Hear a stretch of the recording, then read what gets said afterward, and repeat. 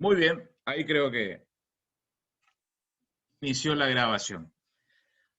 Bueno, ¿cómo van en la materia? De a poquito se van introduciendo. ¿Sí? Bien, bien, bien ahí. ¿Leyeron algo el material de la profe Hilde? De la profe de chat. ¿Y Crick? Bolilla 2. ¿Se acuerdan que les mandó, creo, la profe las semanas anteriores? ¿Se escucha? ¿Se cortó ahí? ¿Se escucha? Se escucha bien, profe, se escucha. Bien, bien, porque por ahí se me bloquea la imagen, entonces se ve que hoy está flojo el internet, acá en mi zona, en mi barrio. Ayer ya tuve problema a la tarde también, sí. No con tema de clase, sino con simple ingreso a páginas de AFIB y otros. Les contaba, ¿no? Lo de la profe de chat, la doctora de chat. Después péguenle un vistazo como vamos a ir concatenando con lo que vamos hablando también. Tanto lo mío como lo de Amanda, la doctora Palacio. Y ahí hay un interesante tema en esa unidad de la profe de chat, ¿sí? Que es el tema de la indignidad. Ojo con ese tema de indignidad, porque es un instituto que subsiste. Sepan que ya estaba en el viejo código de don Dalmacio Vélez Sarsfield, en el nuevo código 2015 subsiste. Pero ¿qué es lo que ha pasado? Se recicló, digamos, el instituto de la declaración de indignidad. ¿Está? Y ojo con ese tema de la declaración de indignidad, porque potenciales herederos, ¿sí? Herederos que en algún momento quizás tenían vocación sucesoria, ¿está? Vocación sucesoria que después inclusive en un segundo paso se transforma ya en delación, de a poquito vayan tomando ese concepto técnico de delación. La delación es un llamado concreto a una sucesión en particular. ¿Está? Es como que yo les diga, digamos, a ver, eh, digamos, siguiendo el orden biológico de la vida, suele suceder que los hijos suceden a los padres, ¿no es cierto? Es lo más tradicional, ocurre en la inmensa mayoría de casos. Entonces, digamos, cuando nuestros padres están en vida, ¿sí? En general, y uno como heredero, como hijo, supongamos hasta como hermano, uno tiene vocación sucesoria, y uno tendría un llamamiento, ¿sí? Que la ley, el código llama a una sucesión en general, sucesión de X personas. Ahora bien, cuando ocurre o acaece el hecho jurídico de la muerte, digamos, es como que se concreta. ¿Se acuerdan un poco de filosofía, eso de potencia y acto? ¿Sí? Los llevo muy a primer año, cuando los profes de filosofía, Claudia Aguilera y demás, les hablaba de la potencia del acto. Es como cuando que uno tiene vocación sucesoria, uno está en potencia. Potencialidad de ser heredero. ¿Cuándo se actualiza? Con el hecho de la muerte. ¿Sí? Entonces lo que era vocación se transforma en delación. ¿Sí? Y les cuento que este término de delación no es muy propio del Código Civil argentino, del derecho nacional. Por ahí lo que, ¿se acuerdan que leímos la clase anterior, esos inicios de los artículos del libro de sucesiones? Que mencionaba algo así como la sucesión se le defiere. La deferencia, ¿sí? Deferir es, digamos, propiamente, digamos, el paralelo, el análogo de la delación. Es cuando ocurre el hecho de la muerte de una persona y uno concretamente, ¿sí? Actualiza esa vocación sucesoria en delación. Es como que ocurre un llamamiento concreto. Digamos, no es muy feliz la analogía que voy a hacer, pero es como que uno está esperando un llamado, ¿sí? Y con el hecho jurídico de la muerte suena el teléfono, digamos, ¿sí? En cierta manera se actualiza, ¿sí? Entonces uno tiene el llamamiento concreto, ¿sí? En calidad de heredero en una determinada sucesión. Bueno, ¿qué es lo que les decía? Ojo con el tema de indignidad, porque puede haber gente que tiene vocación, en general, en abstracto, que también tiene delación porque ocurre el hecho de la muerte de una persona, ¿sí? Ojo con ese tema, pero luego, ¿sí? Algún coheredero, y no se olviden esto, después lean a full lo de la profe, Cuando ocurre la indignidad, es algún coheredero el que promueve una acción judicial de declaración de indignidad. ¿Está? Es un coheredero. ¿Por qué? Y bueno, después ustedes estudiarán cuáles son las causales, ¿sí? Pero, digamos, de una manera muy genérica, ¿sí? Son ofensas contra el causante, ¿sí? Atentar contra la vida del causante, no pasarles alimentos, ¿está? Y ahí hay digamos, un círculo digamos, de posibles legitimados pasivos, en el sentido de a quién digamos, se deshonra, a quién se agrede, que va un poco más allá de solo el causante. Pero cierro con esto la idea y no me meto en bolilla de la profe, pero para que vaya quedando claro y vayan acomodando los jugadores. La indignidad se mantiene. Estaba en el Código de Vélez, continúa en el actual. Pero vuelvo a reiterar, es promovida por coherederos, por algún otro que también tiene interés en esa herencia en particular. Se ha derogado, y esto sí deben anotar, digamos, con mucho realce, ¿sí? Con mucha atención, digamos, cuidado, por así decirlo, como diciendo, guarda, ¿sí? Importante. Se derogó la desheredación, El instituto de la desheredación, por ahí Armanda quizás le habrá comentado algo en la clase inicial. ¿Sí? Van viendo cómo cambió algunas cositas de Código de Vélez a Código 2015. Bueno, sepan que desde 1 de agosto del 2015 no procede la desheredación. Para que ustedes se hagan una idea, la desheredación era parecido a la declaración de indignidad, en el sentido de que también había una ofensa, ¿sí? Contra el propio causante o un cúmulo, un núcleo de personas. Pero ¿cuál es la gran diferencia con la indignidad, con la declaración judicial de indignidad? Que la desheredación era efectuada, era materializada, ¿sí? Por el propio causante en su testamento. Entonces el causante desheredaba, ¿está? Pero debía hacerlo exclusivamente por vía testamentaria, ¿sí? Entonces, a un heredero de lo que hoy vamos a empezar a repasar, algunas cositas de los llamados forzosos, descendiente, ascendiente, cónyuge, es como que el causante en su testamento decía, no, yo no quiero que proceda ese llamamiento legal porque él ha atentado contra mi vida. Y era el propio causante en su propio testador que lo efectuaba. Está en su testamento. Bien, sepan que ese instituto ha sido derogado. ¿Está? Van a empezar a leer Mafía, Ferrer, Aspiri, y bueno, hay críticas de la doctrina, ¿sí? De por qué el causante no puede desheredar.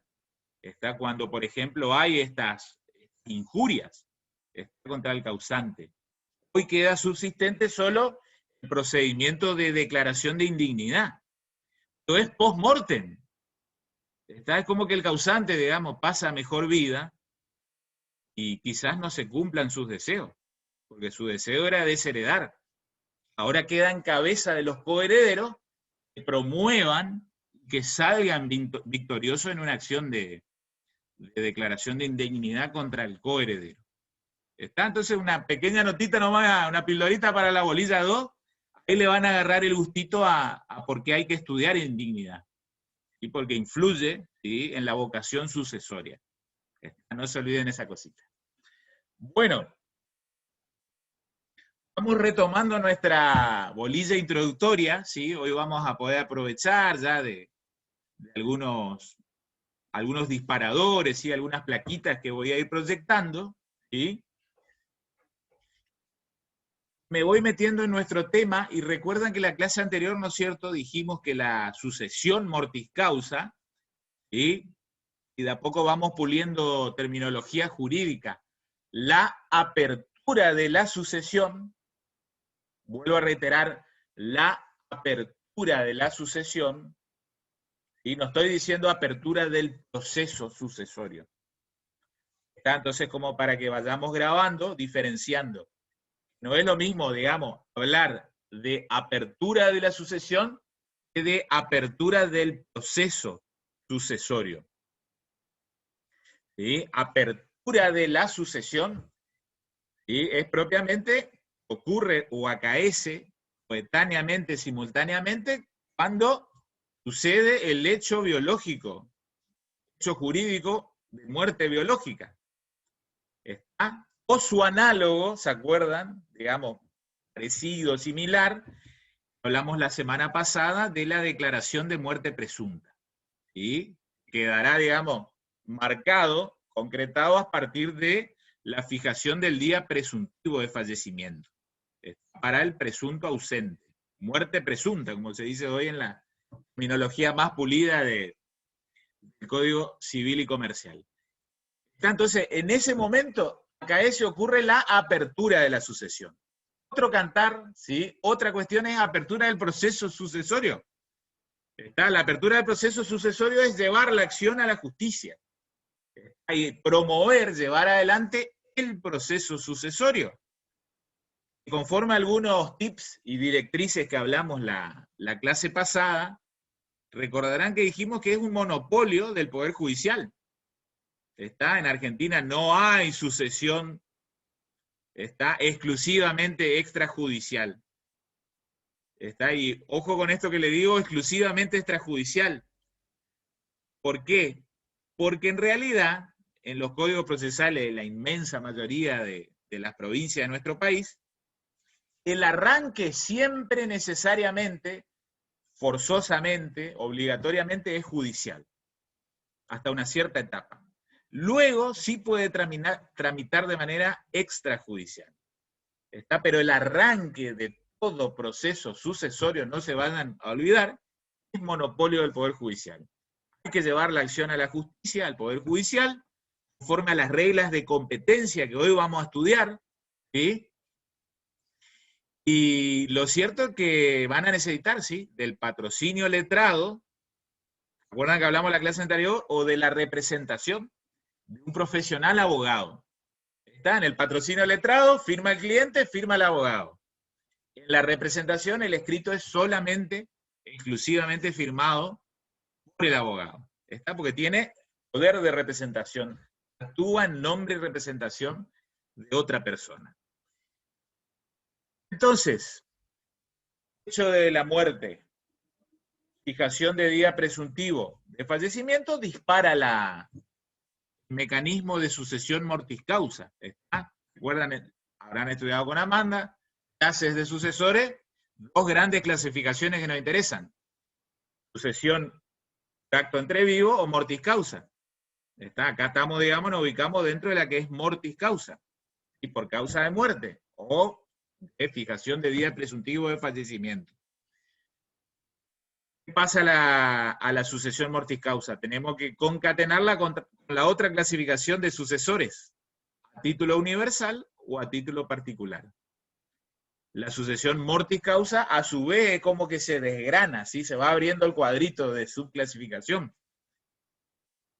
Vuelvo a reiterar, encontramos sucesores de acto entre vivo o mortis causa. Vamos para abajo, digamos, la flechita de mortis causa.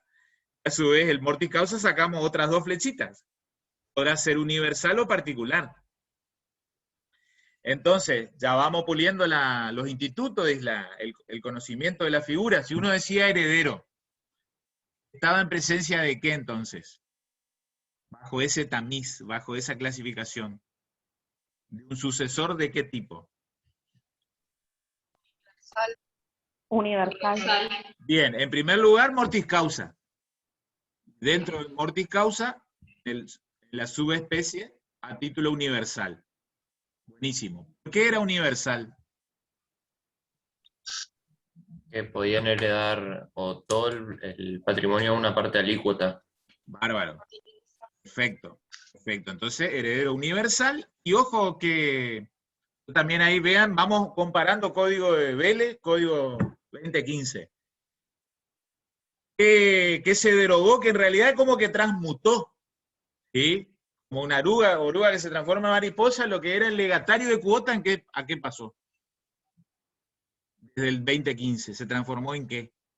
Heredero de cuota. Heredero de cuota. Entonces vean que ahí hubo, digamos, una evolución, ¿sí? Esto es, digamos, con técnica jurídica, propiamente el heredero de cuota, ¿sí? Que es heredero en un porcentaje, en un quebrado, en una fracción, ¿sí? De lo que era el patrimonio, luego se transforma en herencia. Hoy vamos a pulir eso, ¿sí? ¿Qué es lo que es la herencia de una persona?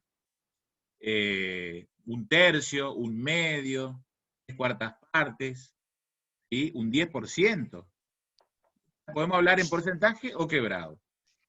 Otro ejemplo de heredero, mejor dicho, sucesor mortis causa, también lo calificamos como universal. ¿Estamos? Y vamos al sucesor mortis causa particular. Estamos en presencia en el mundo del derecho sucesorio de quién o quiénes. El legatario. Los legatarios. Bien, bien, bien, perfecto, bárbaro. Veo la foto de Fabricio. Hoy tengo dos Fabricio Labat. ¿Otra vez? ¿Duplicado? Fabricio, ¿estás? ¿Estás o no ¿Qué? estás? No, pará. Hay uno solo ahora. Hoy Alguien me está está copiando, si no. unificado, ¿no? Hoy Sí, se hay uno unificó. solo. Como Unificaste el la código se unificó. representación. No estás duplicado. Bien, No, hoy me fusioné en uno. fusionaste, buen término ahí. Un término societario ahí usaste. Enseguida paso a asistencia, ahora que ya hay más gente en el curso. Bien, entonces, me dijeron el legatario. El legatario, entonces, ¿cómo lo calificamos al legatario? ¿Como un sucesor, en primer lugar? Mortis causa, título Mortis particular. causa particular. Bárbaro. Perfecto. Y ojo que el legatario, ¿sí?, va a poder recibir en esa sucesión, en la inmensa mayoría de casos, un objeto. ¿Ah? Un objeto o un derecho, ¿sí? Pero también hay veces que puede recibir un conjunto de ellos. ¿Está? ¿Entiende? No solo un objeto. Podrá recibir, qué sé yo, supongamos, cabezas de ganado, ¿sí? ¿Recuerdan las universalidades de hecho que estudiábamos también en parte general? Cuando uno hablaba del patrimonio. ¿Sí? Por ahí uno decía biblioteca. ¿Está? Y la biblioteca es un conjunto de libros. ¿Está? Bueno, por ese lado, digamos, va también esta variante de calificar al legatario como aquel que recibe llamamiento del testador en su propio testamento, no solo un objeto, sino también un conjunto de ellos. ¿Estamos? Bien. Profe, Sí, sí, Iván. disculpe, se me ocurrió, por ejemplo, puede ser que herede una acción de una sociedad y esa acción trae aparejada otros derechos. Vos decís que el testador deja por legado. Sí, En algo ese así. caso, digamos, hay una unificación de que es la acción, o en todo caso el conjunto de acciones. Nunca va a recibir una acción, sino que serán 100, 200 acciones. ¿Sí? En ese caso estamos hablando, sí, un conjunto de acciones. Por ese lado va. ¿Sí? No se olviden que la acción en el mundo societario otorga derechos políticos y económicos, generalmente. Sí, no, por eso, por los derechos que podía conceder la acción. Sí, sí, sí. Derecho político era básicamente participar con voz y voto en una asamblea o reunión de socios, y derecho económico es percibir una utilidad o ganancia una vez que cierra el ejercicio financiero de esa sociedad. Bueno, paso las listas si les parece. María Ángeles, ¿pudiste solucionar el tema de tu incorporación? Pregunto. Sí, profe, no sé si estoy, pero fue un error, me dijeron de ahí de ellos. Ah, listo, bárbaro. Perfecto. Sí, yo le pedí a María Inés, pero recién ayer me acordé que me pase una lista. Todavía no me pasó, ¿viste? Pero supongo que ya te habrá incorporado. Sí, me dijo que ya me corrigía Bárbaro. el error. Buenísimo, buenísimo. Bueno, déjenme a ver un ratito. Me voy a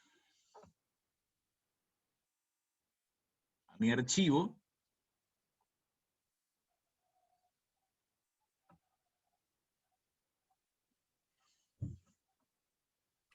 Profe, ¿es necesario que activemos las cámaras para la asistencia o Y en la medida de lo con la voz? posible, en el momento que tiran el presente, sí, mejor. Para mí es mejor. Yo más o menos los tengo ubicados por fisonomía todos, pero mejor. Esto queda grabado inclusive. Así que en ese momentito lo dan, después lo apagan, no hace falta. Cuando participan, si quieren, después sí prenden la cámara.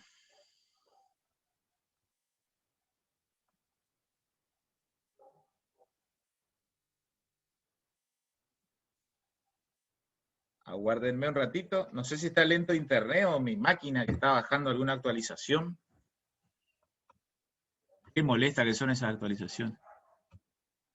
Por favor. Encima parece que mide que te tiene que bajar la actualización el día que vos más apurado estás. Huelen el miedo a las computadoras. Eso es tipo la impresora, así que se espanta cuando Sí. te está... Fíjense, no me está abriendo el archivo. Si se complica, lo dejamos para el cierre. Aguarden un ratito.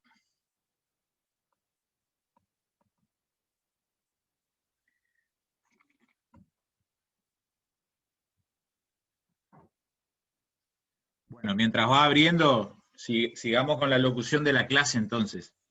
Vean, la semana pasada fuimos avanzando, ¿no es cierto? Y dijimos, concurrencia a una sucesión, en particular, en concreto, hay por llamamiento, ¿de qué manera y de qué manera? Voluntaria y por ley. Bien, llamamiento voluntario, ¿sí? Expresado por el testador en su propio testamento. Recuerdan que sobre la cierre de la clase ya empezamos a bajar algunas ideas de sucesión testamentaria. ¿Cuáles son las dos maneras válidas de testar en el derecho nacional vigentes?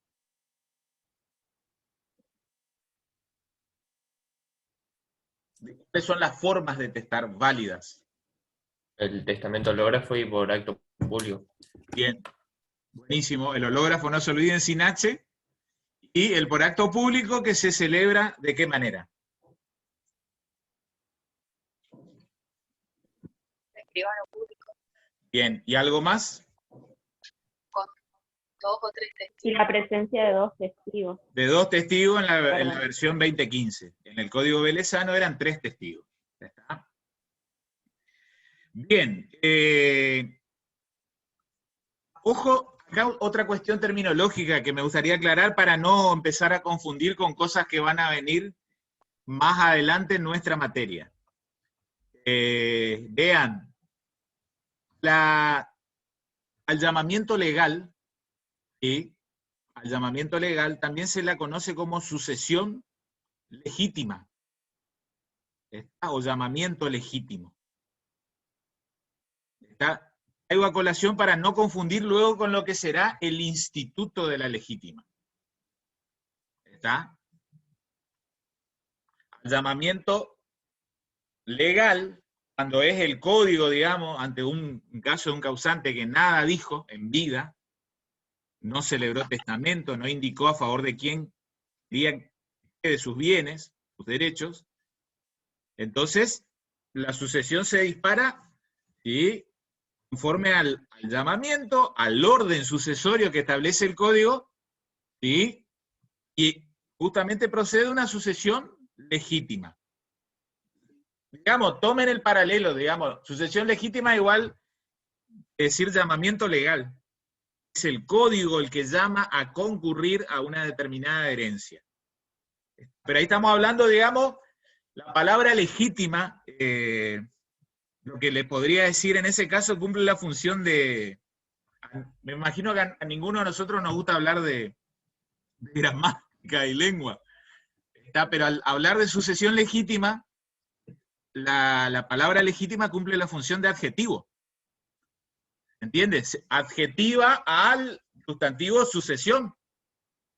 ¿Está claro, no? Ese es un poco el concepto con el cual trabajamos en bolilla 1, las bolillas iniciales de nuestra materia. Sin embargo, más adelante, en la materia, ¿sí? Vamos a estudiar, allá por bolilla 8, 9, a la legítima. Está, y ahí, digamos, la palabra, el término legítima, cambia su función. Me va a pegar un tiro mi profesora. Entiendo que una función gramatical, corríjanme si estoy errado, estoy errado o en lo incierto, creo que sí, que cambia la función de ser adjetivo, pasa a ser sustantivo. Porque ahí uno habla de la legítima, ¿sí? Digamos como, ¿se acuerdan los cuadritos esos que se hacían en los análisis gramaticales como sujeto? Sustantivo, ¿sí? Uno va a predicar algo de la legítima, ¿sí? Sustantivo predicado. Bueno, cierro la idea. No confundan entonces sucesión legítima con legítima. ¿Está? Sucesión legítima es hablar de, digamos, llamamiento legal. ¿Está? Llamamiento legal.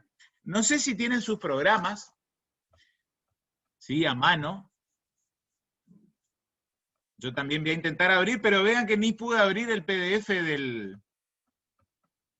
Estoy medio atado de manos, de pie y cabeza acá. Pie y mano, como se dice.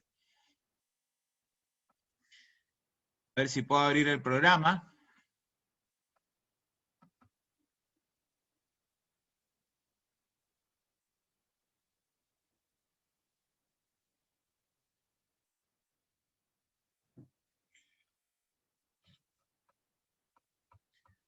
A ver, a ver. No, evidentemente no. Bueno, no importa. Les decía, fíjense, ¿tienen algún programa a mano? Sí, profe. Bien, Yo bien. Está en tengo, el... profe, tenemos. Fíjense ahí, no sé si es por el punto tercero o cuarto que empieza a hablar de llamamiento legítimo. Sí, está ahí ¿Alguien lo puede justamente. leer ahí? La locución de tema, ¿cómo sigue? Bueno, vocación sucesoria dice, concepto, fuentes, sucesión legítima, llamamiento forzoso y supletorio, sucesión testamentaria y sucesión contractual. Bien. En la Argentina tenemos únicamente sucesión legítima, testamentaria. ¿Sí? No hay sucesión contractual. ¿Sí? Es decir, que por contrato uno pueda fijar o establecer derechos. ¿Sí? Vamos a ver que en realidad esto de que no hay sucesión contractual, digamos, es si uno hace un análisis muy genérico, digamos, abuelo de pájaro. ¿Por qué? Porque en el derecho sucesorio, anoten que campea y impera un principio muy importante. Es la prohibición de pactos sobre herencia futura. ¿Está?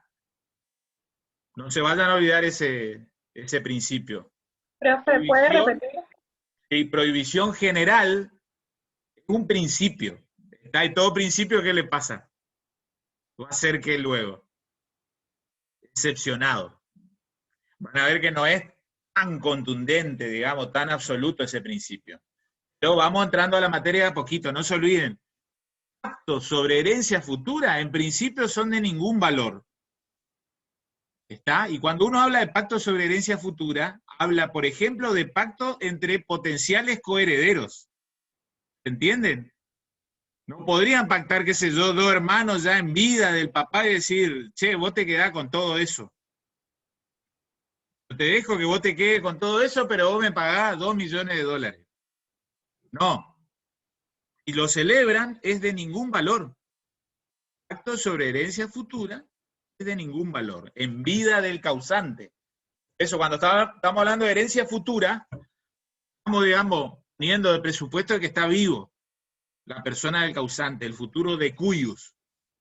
¿Está? Entonces no puede haber ni pacto en principio entre coherederos, ni tampoco del causante con su coheredero. ¿Está? Pero vuelvo a reiterar, es un principio. Anoten, artículo 1010 del código, 1010. Es fácil de acordarse, digamos, uno se acuerda de Maradona, el 10. El 1010 es justamente pacto sobre herencia futura. ¿Qué pasa? No me quiero meter acá, vamos a ir avanzando en la materia, pero en algún momento van a ver cómo se excepciona ese principio general. Y hay alguna posibilidad de que por ahí, quizás no tanto los coherederos entre sí, pero sí con la anuencia del causante, puedan ir pactando algo en vida. ¿sí? Ese artículo 1010, el 1010 tiene 2 párrafos. Uno lee solo el primer párrafo y se queda con el principio general. Pacto sobre herencia futura de ningún valor. No se puede, está prohibido. Y uno va al segundo párrafo y dice, mirá vos, hay un cierto margen para que la autonomía de la voluntad, para que la fuente contractual justamente permita que se pacte algo entre coherederos con el causante. Bueno, entonces, sacando en limpio, a grosso modo, llamamiento, ¿sí? Legítimo o voluntario. Voluntario, ¿sí? Expresado por el testador en su propio testamento. ¿Sí? Ya saben las formas de testar, ¿sí? Testamento o por acto público, celebrado ante escribano y presencia de dos testigos, o hológrafo, u hológrafo. ¿Sí? Todo escrito, fechado y firmado por la mano del mismo testador, del propio testador. Esa es la definición del testamento hológrafo. Más adelante van a ver conmigo también testamento hológrafo. Si uno les pide cuál es el concepto, definición del hológrafo, no se olviden. Es aquel testamento, todo escrito, ¿sí? Fechado y firmado por la mano misma del propio testador. Uno dice, ¡ay, qué fácil, qué sencillo! Pero en esas 3, 4 características que uno da del testamento, está la esencia de ese instituto. Porque cuando uno dice todo escrito, ¿qué quiere significar? ¿Qué les parece? Que ese testamento, ¿de qué manera? Expresa su voluntad. ¿Perdón, Cecilia? Expresa la voluntad del testador. Bien, pero voy digamos, a la faz dinámica, de práctica. Un Que no hay nada más por fuera del... ¿Perdón, Iván? Que no hay nada más por fuera, no hay otro tratamiento o algo así. Como que es literal lo que... ¿Y qué más? Bien, todo escrito, fechado y firmado por la mano misma del propio testador. Entonces vamos a la faz práctica. Supongamos ustedes son asesores abogados de un testador que por ahí carece de dinero como para ir a un escribano, ¿sí? A celebrar un testamento por acto público, pero usted le dice, don Roberto, quédense tranquilo, el Código Civil y Comercial es muy sabio, permite, por así decirlo, testamento para todos, ¿sí? Cualquiera puede testar. ¿Se acuerdan que había un disco de Los Decadentes en los 90 que se llamaba Cualquiera puede cantar? Bueno, cualquiera puede testar, es así también. Pero ¿qué es lo que no le vamos a poder decir? No lo puede hacer, ¿en dónde? En máquina, tiene que ser de puño y letra. Ahí está, no puede hacer, digamos, si suponga que don Roberto maneja el Word, no le podemos decir a don Roberto, haga un archivo Word, o yo le elaboro un Word, usted me dice más o menos su manda, su deseo, y después usted le firma. No. Todo escrito, fechado y firmado por la mano misma del propio testador. No puede ser ni a máquina, ni en formato informático para posterior impresión. Está en impresora. Tampoco podrá ser un testamento digital. Ojo con esto. ¿Sí? Vivimos en un mundo digital. ¿Sí? Vivimos en un mundo digital. Y ojo que las legislaciones de algunos países ya comenzaron a hablar del testamento digital. ¿Sí? Porque están hablando de la sucesión digital. ¿Sí? Pero bueno, Argentina, como siempre, digamos, va enganchado a la cola. ¿Sí? No, digamos, no somos los primeros 20 países del mundo, tampoco somos Uganda o Senegal, pero estamos ahí en el grupo de países del grupo del medio. Entonces, cierro la idea de lo que era testamento hológrafo. No se olviden, no se va a poder hacer a máquina o con impresión. ¿Sí? Es una cuestión práctica, vean ustedes, ya salen con esta clase sabiendo esa cuestión. ¿Sí? Es importante.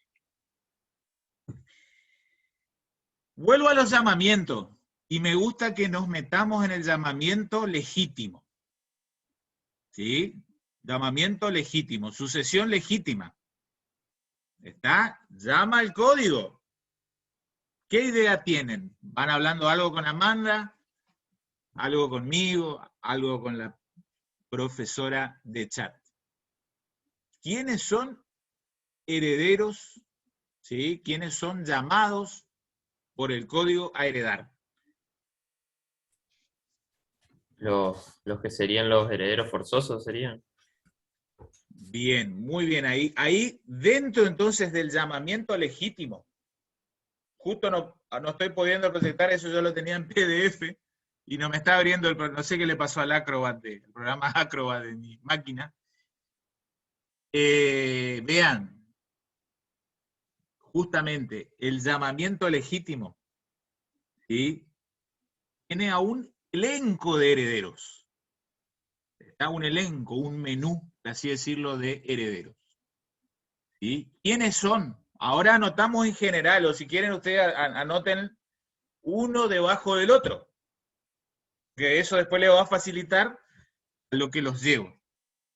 Entonces anotamos quiénes son, quiénes tienen llamamiento legítimo a una sucesión, ¿sí? Quiénes podrían tener vocación, con la definición que estuvimos hablando hace un ratito. Son términos que van a profundizar todo en la bolilla 2 con la profesora de chat. Descendientes. Ascendientes. ¿Quién más? Don Vélez innovó allá por el año 1871. El cónyuge. El cónyuge, reitero, Hijos. descendiente, ascendiente, el cónyuge. ¿El Y ahí- conviviente puede ser? Ahí metiste el dedo en la llaga. Después vamos a hablar. Me gustaría conocer su opinión acerca de si el conviviente. Primero vamos a ver el estado de la cuestión, si tiene o no derecho hereditario. Y en todo caso, después si merece tenerlo. Ahí un poco ya estamos anticipando la respuesta de que no lo tiene. Pero bueno, vamos a ceñirnos a sucesión legítima. Por llamamiento legal. Descendiente, ascendiente, cónyuge. ¿Y quién más? Colaterales. Colaterales. hasta el ¿Está? cuarto Entonces grado. ustedes anotan en 4 renglones. Descendiente, ascendientes, ascendiente en plural también, puede estar papá y mamá. Cónyuge y colaterales. Ahora bien, hay que acotar la línea colateral, y acá, digamos, retomamos cositas que ustedes han visto en familia. A mí me costaba un montón eso de los grados y las ramas. Están definidos ahora en el nuevo código también, como lo era en el código de Vélez, ahora está más claro, creo. Colaterales hasta el 4º grado, anoten. ¿Sí? Colaterales hasta el 4º grado. ¿Sí? En el código velezano originario, colaterales hasta el 6º grado. Esto es como para que tengan la referencia histórica. ¿Se entiende, no? Es como que había un concepto más amplio de familia. Desde ley 17711, ¿se acuerdan de qué año era la ley 17711? Don Guillermo Borda. 94. 94. No, Fabiana. El 94 es la reforma de la Constitución Nacional. La respuesta. El proyecto de Borda, Guillermo Borda, por ahí lo leyeron en parte general. ¿Del 60? Década de 60, 68. 1968. Sí, el proyecto Borda era un decreto ley, no era una ley. ¿Por qué era decreto ley? Porque en 1966 comenzó un periodo de facto, ¿sí? Del general Onganía. ¿Sí? Guillermo Borda en su momento era inclusive integrante de la Corte Suprema de la Nación. ¿Sí? Pero bueno, era con Jambía, era, digamos, el River Boca de aquel entonces, en el derecho sucesorio, digamos, los dos monstruos. ¿Sí? Después estaba Don Salvat, ¿sí?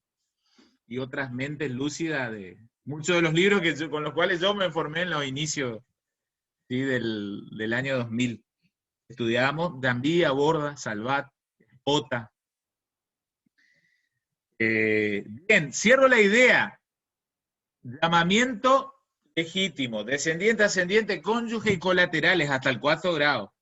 ¿Sí? Desde el 68 para acá. Antes era hasta el 6º grado, entonces iba más extenso. ¿Sí? Y anoten que en el Código Napoleón, que es fuente directa del Código de Don Vélez, ¿Sí? Que el Código de Napoleón, ¿de qué año era? ¿Se acuerdan? 1806, 8. Por ahí, 2 menos, 4. 1804. Código de Napoleón, que en realidad es porque Napoleón lo aprobó, sí, a los pocos meses de que él pasó a ser el emperador de Francia. Vean qué contradicción, Francia. En el 1789 logran Revolución Francesa, que tumba la monarquía. 10 o 12 años de guillotina absoluta, tiene que venir un restaurador de las leyes. ¿Sí? Napoleón para tomar las riendas de Francia y tiene que establecer un imperio. Bueno, entre las cosas buenas de don Napoleón, ¿sí? Fantástica, la elaboración del código, que sería el código Nobel del todo el siglo XIX, es decir, la centuria del 1800. En el Código Napoleón, la línea colateral iba hasta el 12º grado. Vean lo que era la extensión del concepto de familia. ¿Qué les parece eso? ¿Está bien? Es como que te venía a heredar del primo del primo del primo. ¿Está? Porque digamos, cuando el código empieza a hacer esta presunción del llamamiento legal, que prefiere que los bienes de una persona vayan en cabeza de tales personas, presume, digamos, cercanía, afecto, afectividad, como se habla hoy. ¿Sí? Bueno, en ese código, Napoleón hasta el 12º grado. Entonces una persona puede ser que no tenía, en la línea colateral, no tenía hijos, no tenía padre, cónyuge ni hablar, no era ni heredero cónyuge en aquel código. Pero la legislación prefería que en vez de que la sucesión quede vacante, me van siguiendo, en vez de que quede otra vez para el Estado. En definitiva, en Francia lo que se buscaba era, digamos, consagrar derechos civiles en favor de los ciudadanos, disminuir un poco el poder estatal, ¿sí? En vez de que una herencia vacante, no se olviden, es una herencia que los bienes quedan para el Estado. Después será Ministerio de Educación, Ministerio de Salud, Ministerio de Desarrollo Social. Pero si no hay heredero legítimo o testamentario, la sucesión se declara vacante. Entonces, digamos, la solución en aquel entonces, los comentadores de ese código, los autores, prefirieron de que los bienes queden en cabeza de los particulares. ¿Sí? Era, digamos, la nobleza que estaba ahí todavía vivita y latente, post-Revolución Francesa de 1789. Vamos a nuestro día, entonces. Descendiente, ascendiente, cónyuge. También línea colateral, hasta el 4º grado. Ahora bien, abran una paréntesis, una flecha, o llave, como decían nuestras maestras de primaria, para descendiente, ascendiente y cónyuge.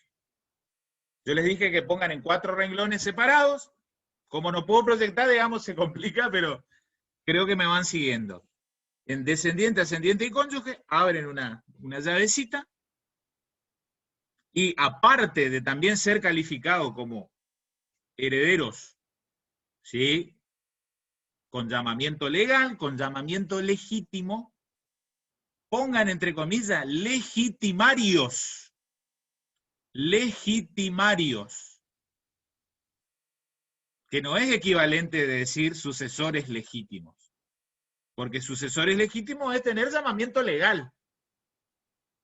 En cambio, decir legitimarios es afirmar que descendiente, ascendiente y cónyuge poseen legítima.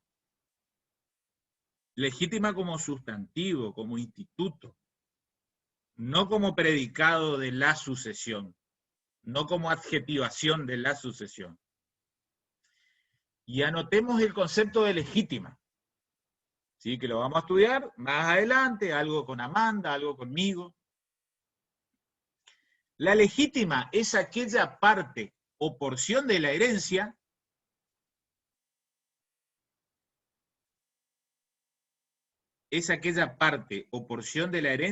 de la cual cierto elenco de herederos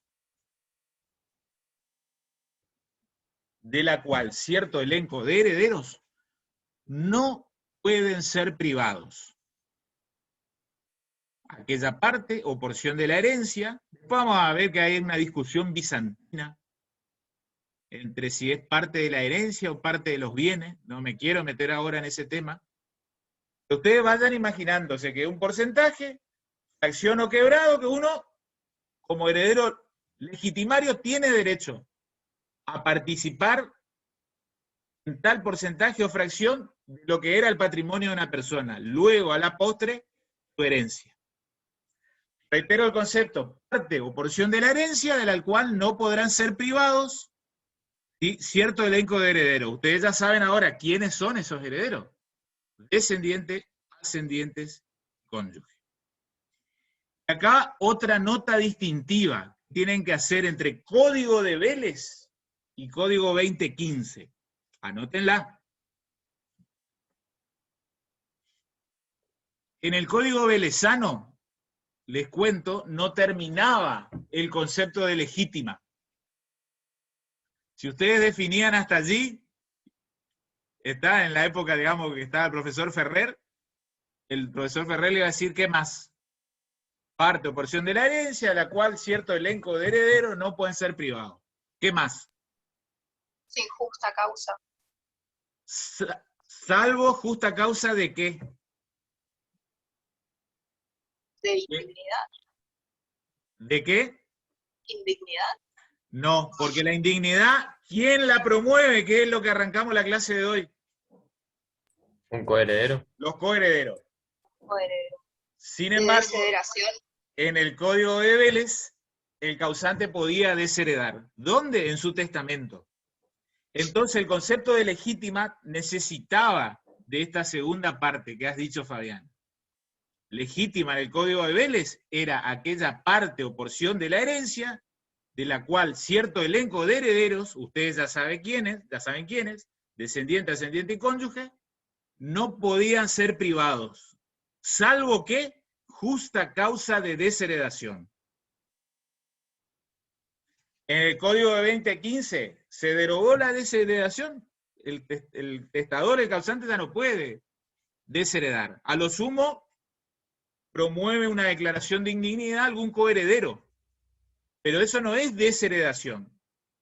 Porque ahí vamos a ver cómo la indignidad ataca luego en definitiva, la vocación. Es como que la excepciona, termina rompiendo el derecho a participar, el derecho subjetivo a participar en los bienes de la herencia.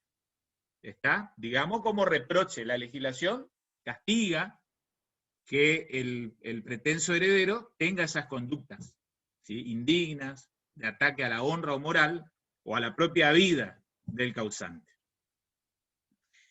Entonces cierro la idea. Descendiente, ascendiente y cónyuge tienen, ¿sí?, legítima. Y por eso son herederos, en la terminología, anótenlo, del nuevo código, legitimarios. ¿Sí? En el nuevo código ya no se habla de lo que por ahí han dicho, está bien, que seguimos, digamos, incorporando por practicidad, heredero forzoso. Forzoso la primera con Z, la segunda con S. Heredero legitimario es lo mismo que heredero forzoso. Descendiente, ascendiente y cónyuge. ¿Por qué? Porque era un heredero forzoso, digamos, que se le terminaba imponiendo al causante. En el viejo código tenía la posibilidad de desheredarlo, no porque el causante se le ocurriere, o por capricho, sino porque había una causal de desheredación.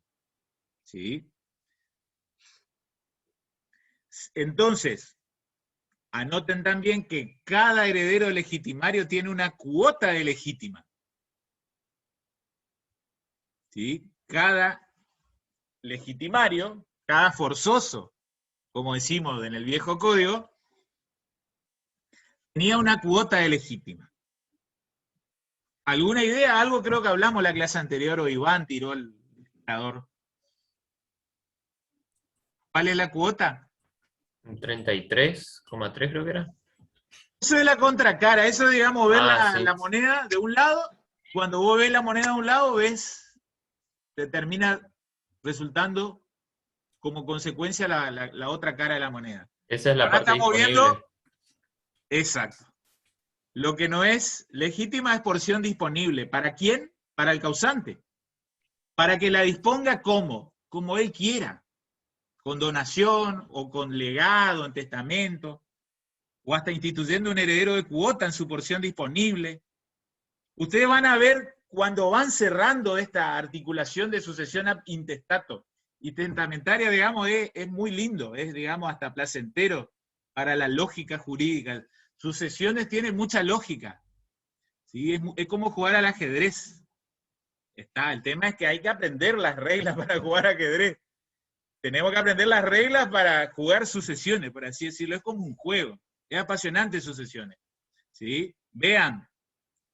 Les decía, cuotas de legítima. Vamos poniendo las cuotas actuales. ¿Alguno sabe la legítima que tiene un descendiente? O sea, 2 aquella... tercios. Bien. Bárbaro, Fabiana. 2 tercios. Vamos a trabajar con quebrado, con fracciones, que es lo más exacto. 2 tercios. Muy bien. Si quieren anoten el antecedente en código de Vélez. En código de Vélez. ¿Alguna idea? ¿Escucharon? ¿Cuánto era? Por ahí no con fracción, pero por ahí lo escucharon con porcentaje. 80%.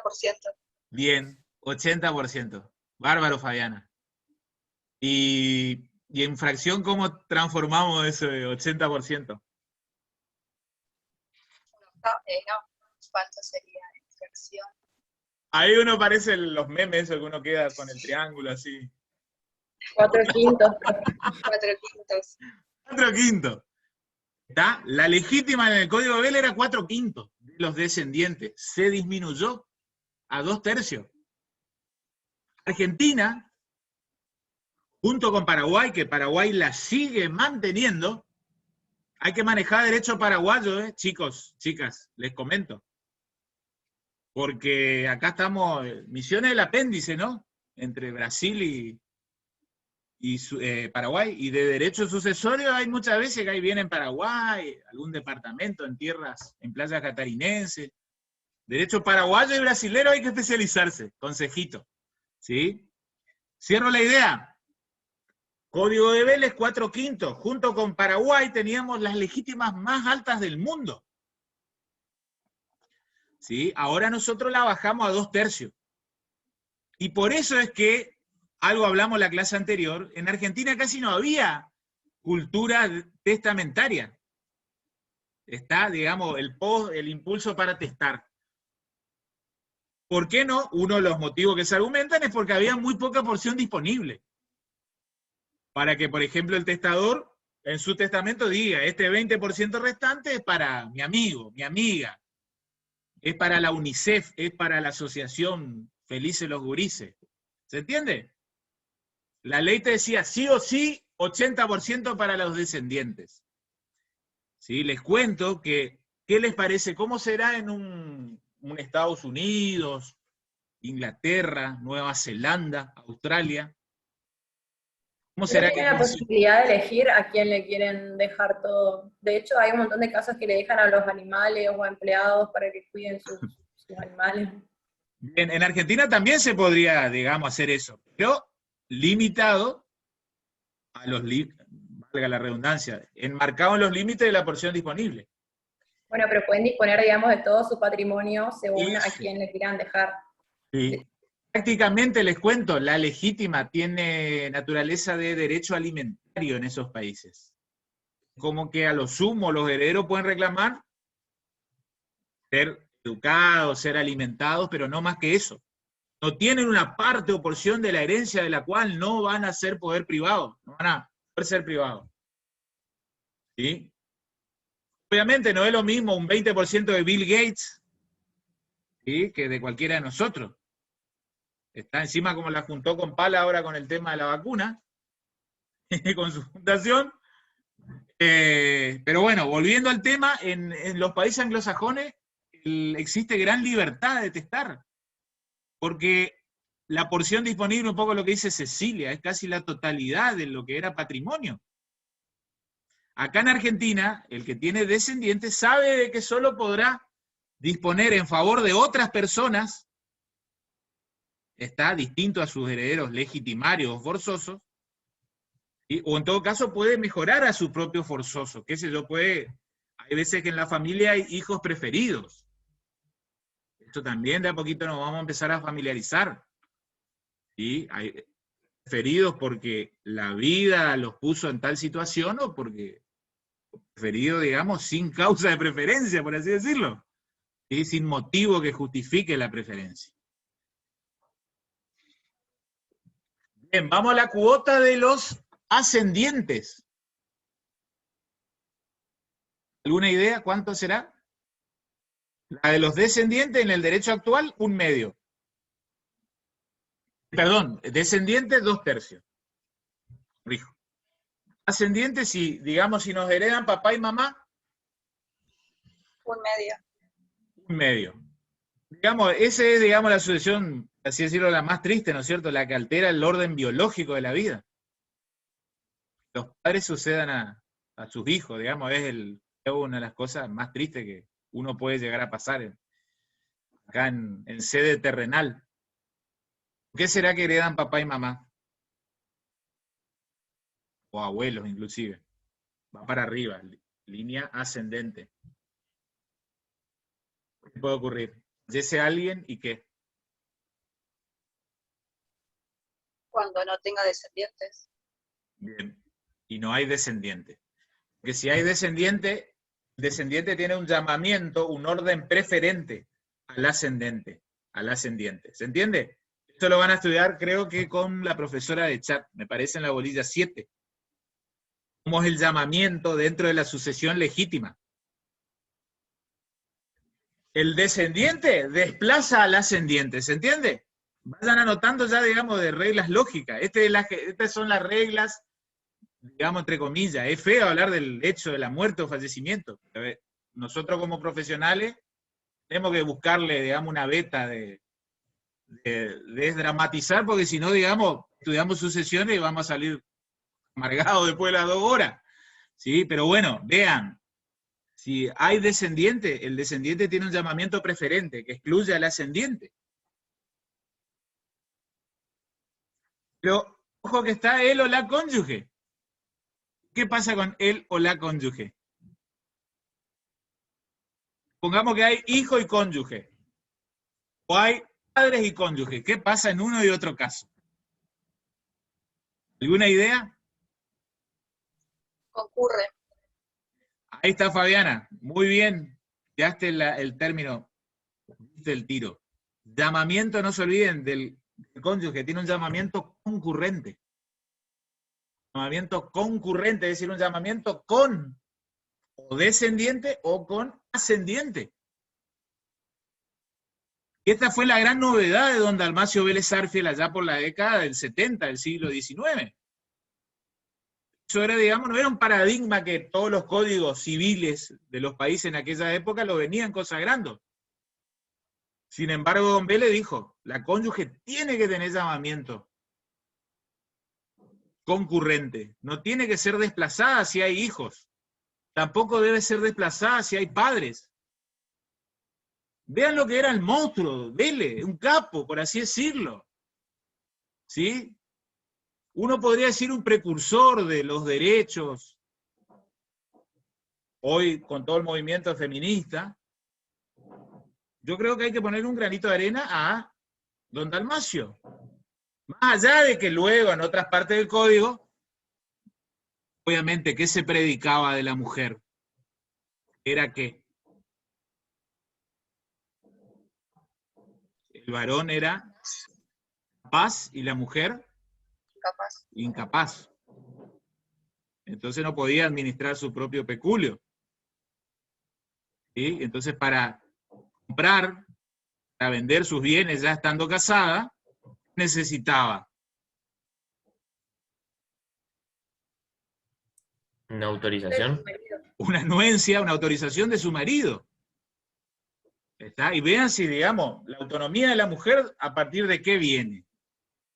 De la independencia patrimonial. Es prácticamente, en este sentido, uno hasta le da la razón a Marx en algunos puntos de que la economía termina definiendo el sistema civil de vida.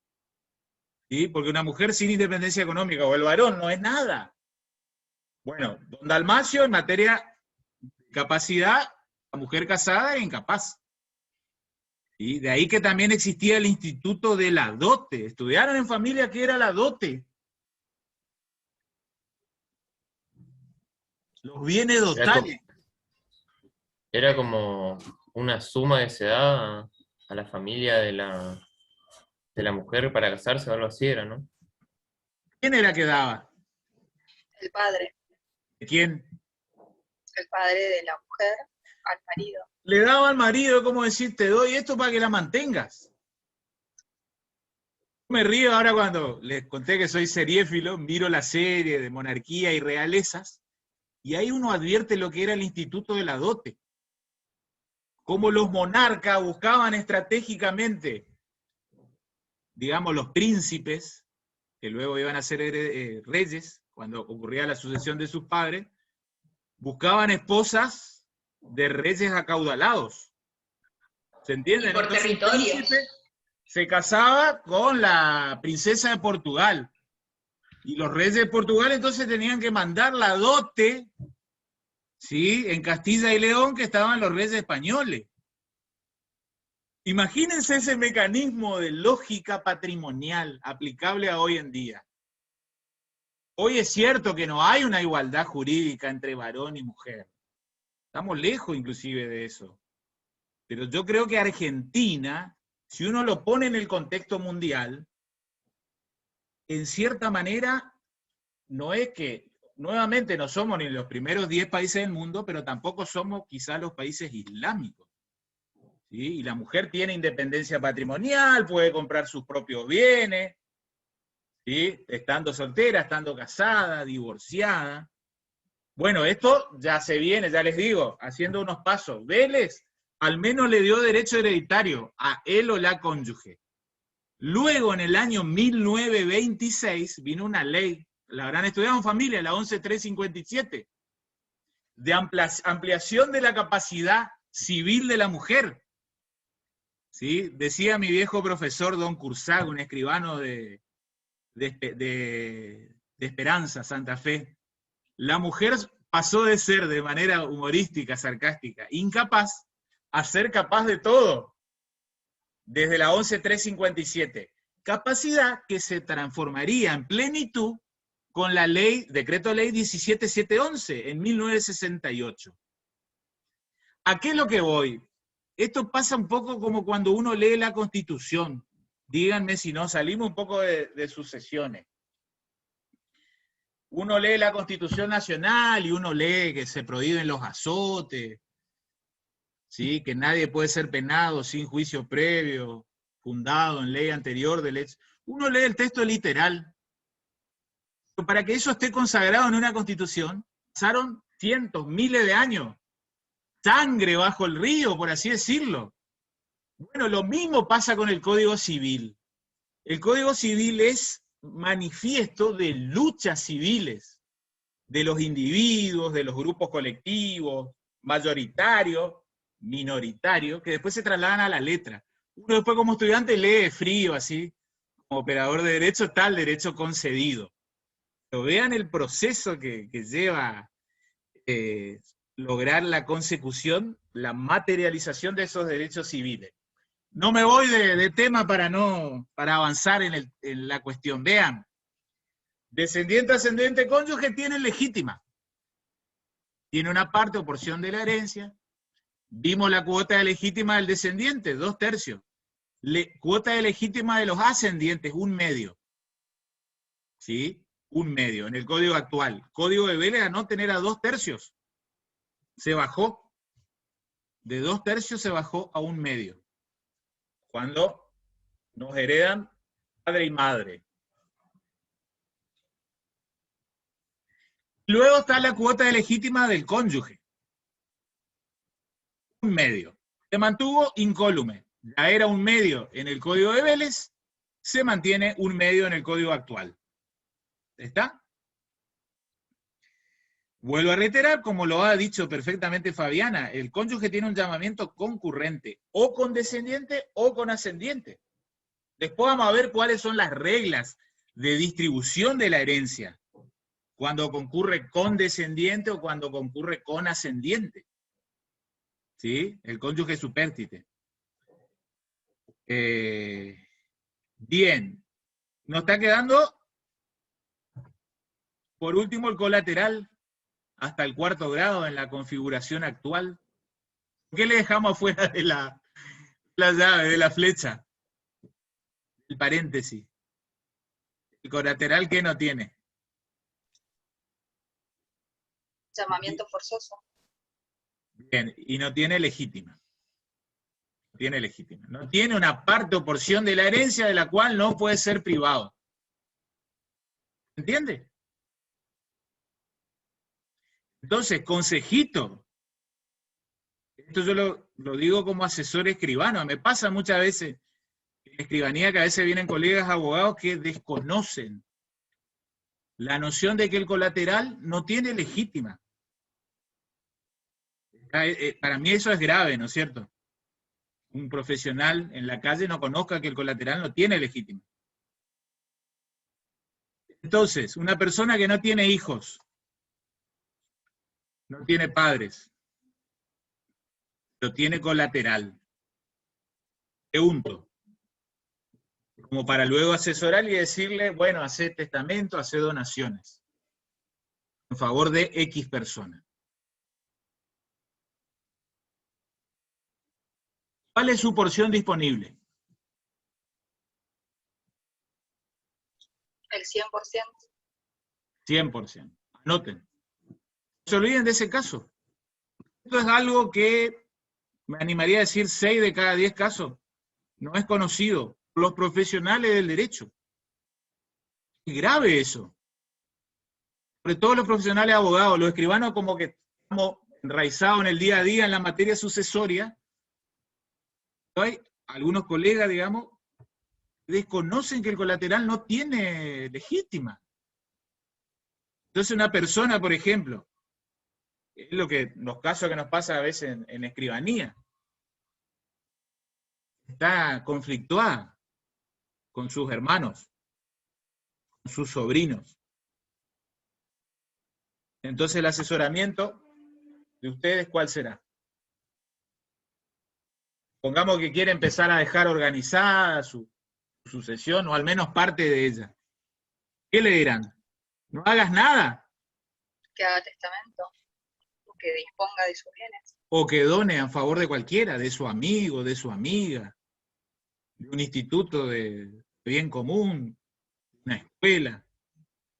¿Está? Entonces ahí cumplimos su voluntad y tiene 100% disponible. No es lo mismo que si tiene hijos. Si tiene hijos, tiene solo 1/3 disponible. Si no tiene hijos, pero tiene cónyuge, o tiene ascendientes, ¿sí? También tiene un medio para disponer la mitad de su patrimonio. Lo puede dejar a quien él quiera, amigo, amiga, amante, lo que fuere. Y no va a ser cuestionado. No se olviden que el colateral no tiene legítima. Y no se olviden que a los legitimarios, descendiente, ascendiente, cónyuge, dentro de la sucesión legítima, es lo que está en el programa, técnicamente, y lo que ha dicho algo Fabiana, tienen un llamamiento imperativo. ¿Sí? Un llamamiento imperativo. El causante no los puede excluir de su sucesión. Ni con donaciones, ni con testamento. Cierta parte de su patrimonio, luego herencia, va a pasar en cabeza de esas personas. En cambio, el colateral tiene un llamamiento supletorio. El llamamiento de los colaterales es supletorio. Porque ¿cuándo hereda el colateral? O cuando al menos tendría vocación sucesoria. Ahí un poco vamos a empezar a trabajar con los conceptos de vocación y delación. La herencia que se le defiere. Cuando no hayan legítimos. Ahí está. Bárbaro. Quédense con lo que ha dicho Cecilia. De la ausencia de legitimarios, el colateral tiene llamamiento. Y ojo que es heredero. Y por heredero, como tal, universal. Entonces tiene derecho a quedarse con todo. ¿Entiende? Ahora bien, el causante, si no quiere dejarle a su colateral, tiene que disponer un testamento o haciendo, como se dice hoy en día, anticipaciones hereditarias, es decir, venir a escribanía a hacer donaciones. Su hermano, su tío, su sobrino, nada le podrán decir. Ellos tienen vocación, ¿sí? Pero después habrá que ver, si no hay otro elenco de herederos, si tendrán o no delación. Para tener delación tiene que ocurrir el hecho de la muerte del causante, que no haya descendiente, ascendiente ni cónyuge, y que tampoco el causante haya dispuesto por donación o por testamento todo su patrimonio. Si el causante dispuso, en este caso de que hay solo colateral, todo su patrimonio, el colateral no puede patalear, no tiene derecho a esa herencia. Tenía una vocación en abstracto, pero nunca se transformó en delación, nunca se le deferió la herencia. ¿Por qué? Porque, supongamos, decidió testar el 100% a favor de UNICEF. Nosotros acá en Escribanía, yo hace 6, 7 años que soy, digamos, asesor, colaboro con UNICEF. Tengo unos folletitos acá en el escritorio de que la gente puede testar a favor de UNICEF, dejar legados, algún bien significativo, más significativo, menos significativo. ¿Sí? Pero hay veces que ven en la gente, vamos a decir, el soltero, soltera, ¿sí? Sin hijos. Hay que asesorarle a esa gente. ¿Sí? Son más cantidad de gente de la que uno cree. Bien, cierro la idea. ¿Se entendió esto de la sucesión, entonces? Legítima y testamentaria. ¿Estamos? Dentro de la legítima tenemos herederos. Descendiente, ascendiente y cónyuge. Que a su vez son los legitimarios. Concurren a una herencia en concreto por llamamiento imperativo. Luego están los colaterales que tienen un llamamiento supletorio. Ante la inexistencia o renuncia, ¿sí? Prefallecimiento sin que opere derecho de representación, es otro tema que más adelante van a estudiar. El colateral hereda y es heredero, es universal, con vocación al todo. Bien, bien, bien. Voy a tomar un mate y retomamos la locución. ¿Se va entendiendo, gente? Sí, profe, a mí no me quedó claro algo. Sí. La delación, en caso del colateral, se va a producir siempre y cuando no haya un ascendiente, descendiente, cónyuge y no se haya dispuesto de todo el patrimonio. De todo. Ojo con esa notita. De todo. Supongamos que una persona no tenía descendiente, ascendiente ni cónyuge. Pero dice, instituyo heredero de cuota, la mitad de mi patrimonio a la asociación civil Felices los Gurises. Ahí el colateral tiene el derecho a participar en la otra mitad. Los bienes. Queda excluido si dispuso el 100%. Ahí ocurre un poco lo que ya decía Don Vélez y los primeros artículos del nuevo código también disponen. Una persona puede fallecer en parte testado y en parte intestado. ¿Está? Y ahí hay, digamos, dos sucesiones por tramitar. Sucesión testamentaria y la ab intestato. De a poquito vamos a ir viendo cómo es que se tramita, cómo es que se acumula, cuál atrae a cuál. Eso es tema de la última unidad. Hoy algo, ya por la hora veo que no lo vamos a hacer, pero vamos a empezar a hablar algunas cositas. Pregunto una vez más, ¿está bien? Así como Iván has preguntado para aprovechar en común hacia todos. ¿Alguna otra duda esto de llamamiento imperativo o supletorio dentro de la sucesión legítima? Gente, pregunto. ¿Queda claro? Los pantallas apagadas, digamos, doy por presupuesto si es que no Sí, aparecen. profe. Cualquier Sí, cosita sí. tienen un pulgarcito ahí que tienen para reaccionar. Con eso me doy por aludido. Bien, Se entiende todo, profe. bien. Vamos al tema de herencia. Próximo tema, dentro de la bolilla 1. ¿Sí? Herencia. Acá hablamos muchos temas hoy más allá de la 1, pero es para ir, no se puede ir concatenando si no vamos a los otros temas. Vamos al tema de herencia. Bien, ya fuimos diciendo, lo dijimos clases anteriores. Patrimonio no es lo mismo que herencia, ¿no? ¿No es cierto? No es lo mismo. No es el mismo tamaño, por así decirlo. ¿Ok? Bien. En la clase pasada les dije, el proceso sucesorio, o sea, el proceso ante un juez, cuando uno lleva la acción para promover la sucesión, que digamos es lo que ustedes, Dios mediante, van a hacer, cuando egresan, y la sucesión, vaya que si implica buenos honorarios para el profesional abogado. ¿Sí? Uno generalmente quiere que salga ahí el auto de adjudicación, la declaratoria, en épocas de tiempo normal, noviembre, diciembre, ¿sí? Como para tomarse unos días en enero. Bueno, ahí hay buenos honorarios para el profesional abogado y escribano siempre, pendiente. ¿Qué es lo que pasa muchas veces? Me pasa en escribanía. Vienen los herederos a firmar. Supongamos 3, 4 hermanos. Vienen a vender un inmueble. Después está el comprador. Pero después, en la sala de espera común, tengo que armar ahí como que le tengo que poner el split, armar un buen mate, un café a 3, 4 personas más. Están los profesionales abogados. Está con los dientes afilados para una vez que los vendedores vendieron el inmueble, percibir sus honorarios. Está, y acá esto que yo les digo, el trabajo mancomunado entre abogados y escribanos. Yo sé que al colega, yo no le voy a traicionar al colega de permitirle, por así decirlo, que se escape el vendedor. El vendedor percibió precio, bueno, arreglá con tu abogado. ¿Sí? Después van a ver que técnicamente allí hay un control que, por ejemplo, tenemos que ejercer los escribanos, también los jueces, que es la llamada prestación de conformidad arancelaria.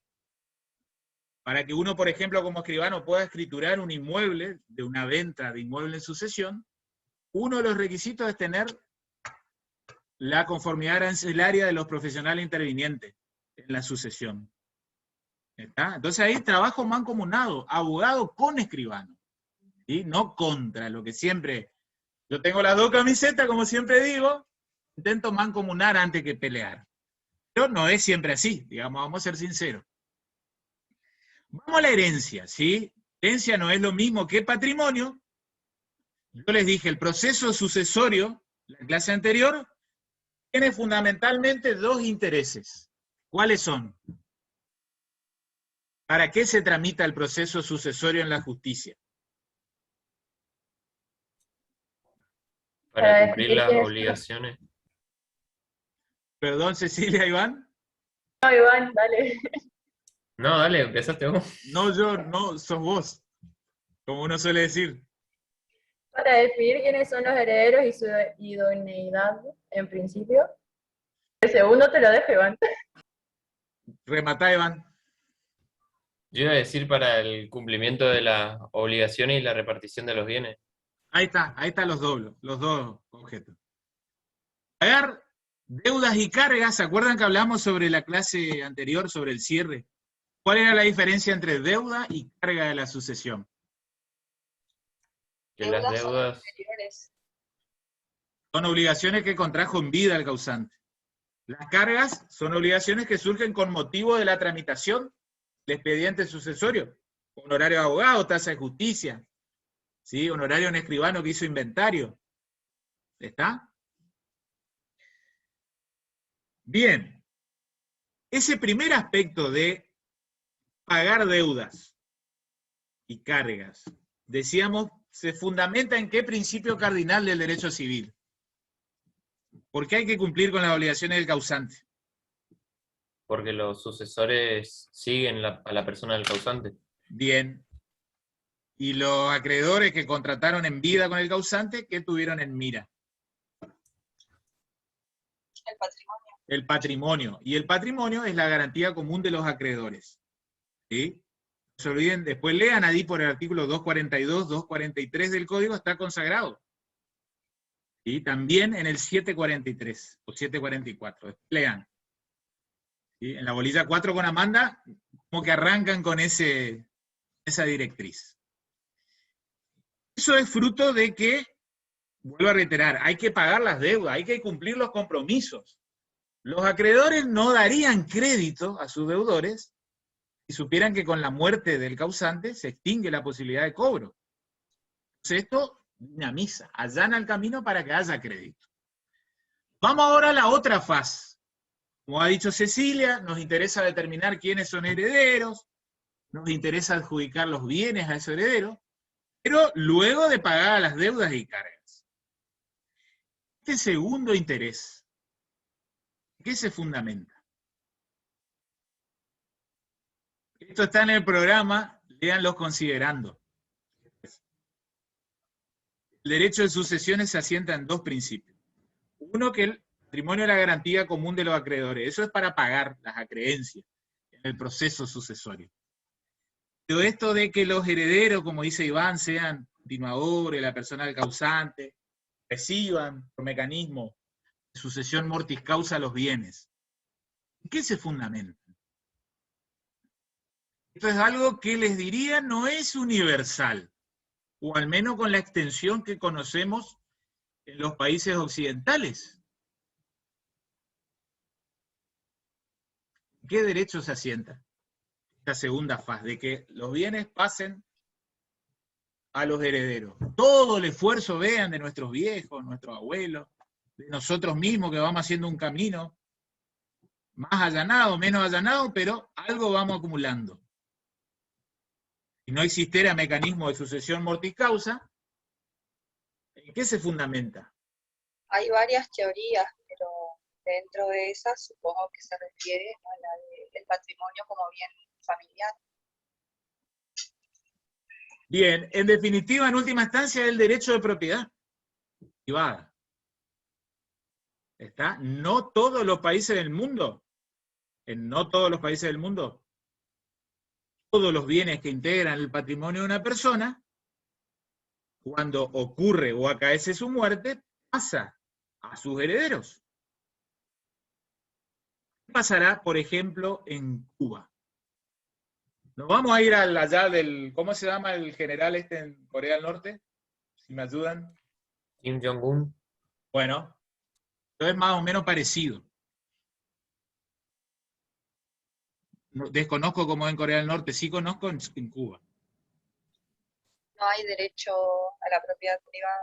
Hay derecho a la propiedad privada. Lo mínimo.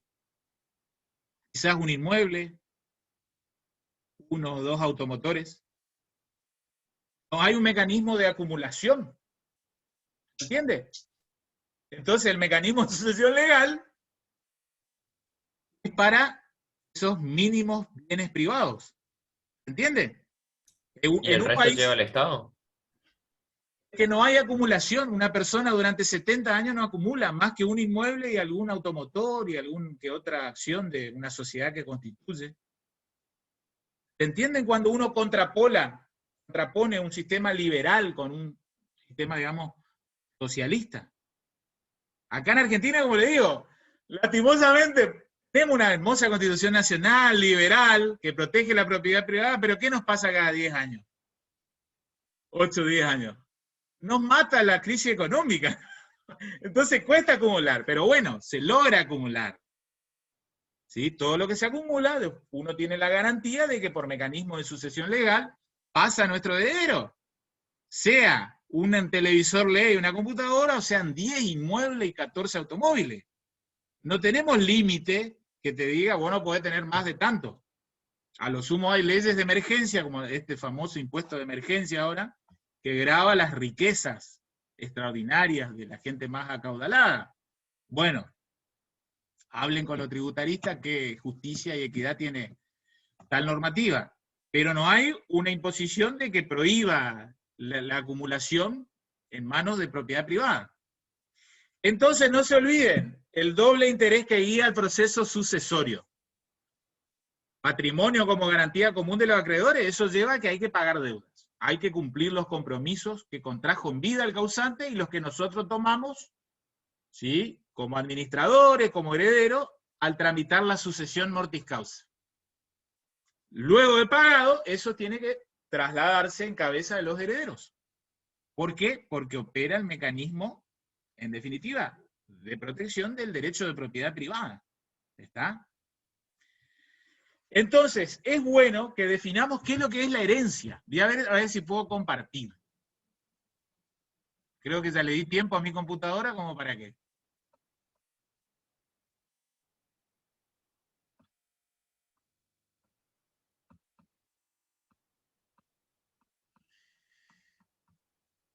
A ver.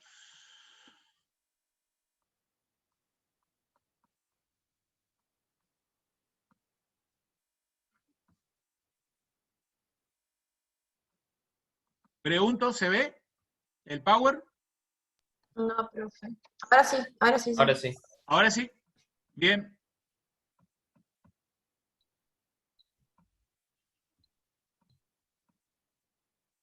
Está recontra lenteja el asunto.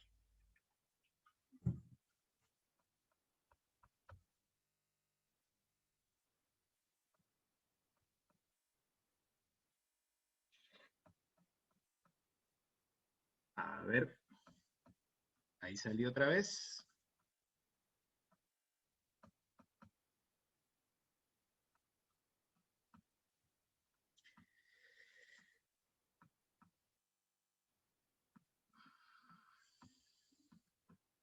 Cuando uno graba, les cuento que generalmente esto se complica de sobremanera, le consume gran parte de la RAM a la máquina.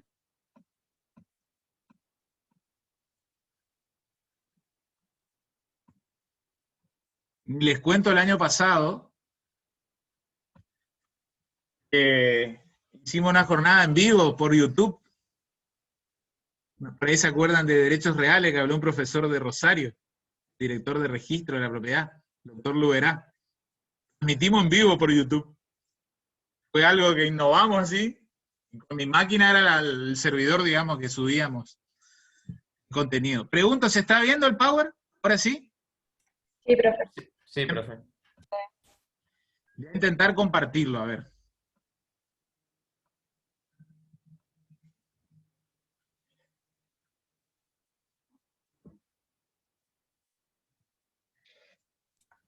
Igual se veía bien así como estaba, profe. Se alcanzaba a leer. Ah, bueno, vamos a ver si salimos entonces. Porque está medio... Capaz le hace un zoom ahí abajo a la derecha para no tener que compartir y que se le trabe más. Ahí se ve, ¿no? Ahora. Sí, profe, Sí, se sí, lee re pantalla completa, pero bien. Herencia, entonces. Vean ahí, 2277, parte final. La herencia comprende todos los derechos y obligaciones del causante que no se extinguen por su fallecimiento. ¿Está? Eso les digo, patrimonio no es lo mismo que herencia.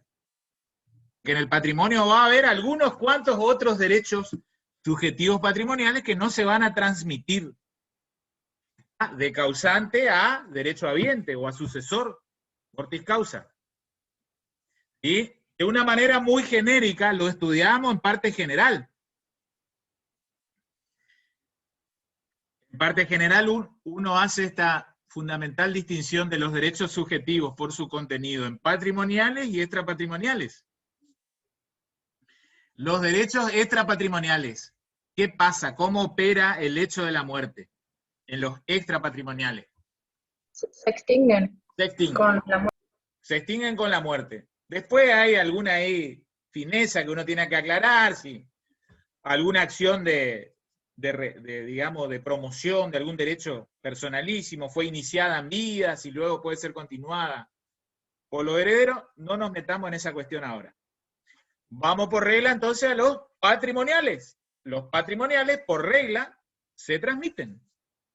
¿Sí? Los derechos subjetivos patrimoniales se transmiten, como les dije, porque hay que proteger el derecho de propiedad privada, se transmiten en cabeza de los sucesores, de los herederos.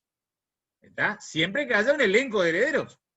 Dijimos que puede ocurrir el caso de que ocurra o acaezca una declaración de herencia vacante. ¿Está? Pero es excepcionalísimo.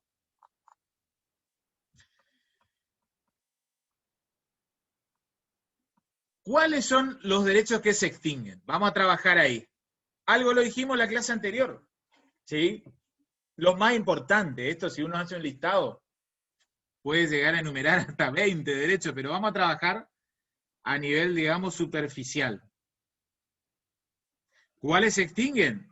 Derechos reales de usufructo, uso y habitación. ¿Se acuerdan lo que era el usufructo?